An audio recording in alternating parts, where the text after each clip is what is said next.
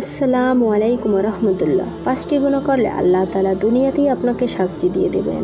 প্রিয় বন্ধুরা, সর্বপ্রথম ভয়ঙ্কর শাস্তিটি হচ্ছে আপনার রিজিক শেষ হয়ে যাবে।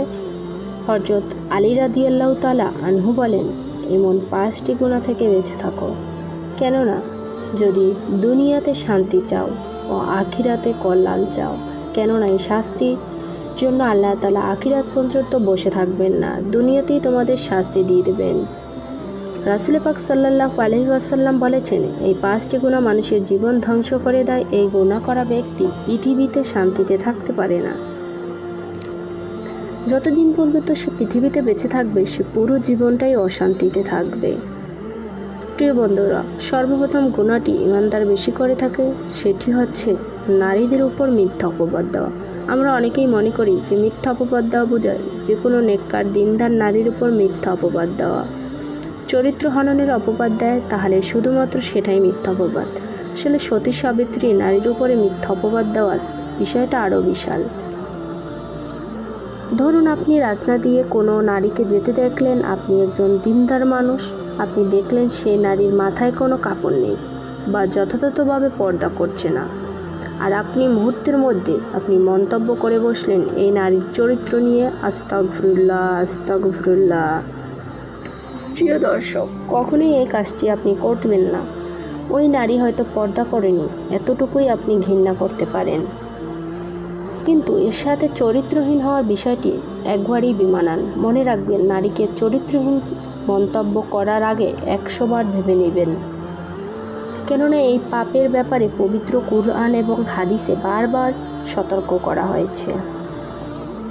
এটা খুবই রিসেন্টিভ একটা বিষয়, আপনি চাইলেও মুখে অপবাদ দিতে পারবেন না, কেননা এই পাপের শাস্তি আল্লাহ তাআলা দুনিয়াতেই সাথে সাথে দিয়ে দেন। এমন ভয়াবহ বিপদ অনেক পরেশগার মানুষের উপর নেমে এসেছে, শুধুমাত্র কোনো নারীর কোনো একটা কর্মকাণ্ড ভালো লাগেনি বা চলন বলন পছন্দ হয়নি, শালীনতা রক্ষা হয়নি, তাই এমন মন্তব্য করে বসেছে, তার ব্যাপারে এ বিষয়ে কোনো সুস্পষ্টই ধারণা নেই। প্রিয় বন্ধুরা, এই গুনাহ থেকে বেঁচে থাকবেন। এই গুনাহগার ব্যক্তি দুনিয়া ও আখিরাতে ধ্বংস হয়ে যায়। দ্বিতীয় গুনাহটি হলো অন্যায়ভাবে মানুষের জমি দখল করা, বিশেষ করে এতিমের মাল আত্মসাৎ করা। প্রিয় দর্শক, মনে রাখবেন, এর ভিতরে কিন্তু আপনার বোনের সম্পদও রয়েছে। বাংলাদেশের 95% মুসলিমরা পর্যন্ত তার বোনকে পৈতৃক সম্পত্তি থেকে বঞ্চিত রাখে। এমনকি বোনদের ইচ্ছা থাকার পরও ভাইদের কাছ থেকে পৈতৃক সম্পত্তি দাবি করে না, এই ভয়ে না জানি আমার ভাইয়ের সাথে সম্পর্ক বিচ্ছিন্ন হয়ে যায়। এটা এমন একটা জুলুম যে দুনিয়াতে আপনাকে ক্ষতির সম্মুখীন করবে, আপনার রিজিক নষ্ট হয়ে যাবে। মনে রাখবেন, আরেকজনের রিজিক দখল করে রাখলেন এবং বিভিন্ন সামাজিক চাপের সম্মুখে নিজের সুযোগ গ্রহণ করলেন।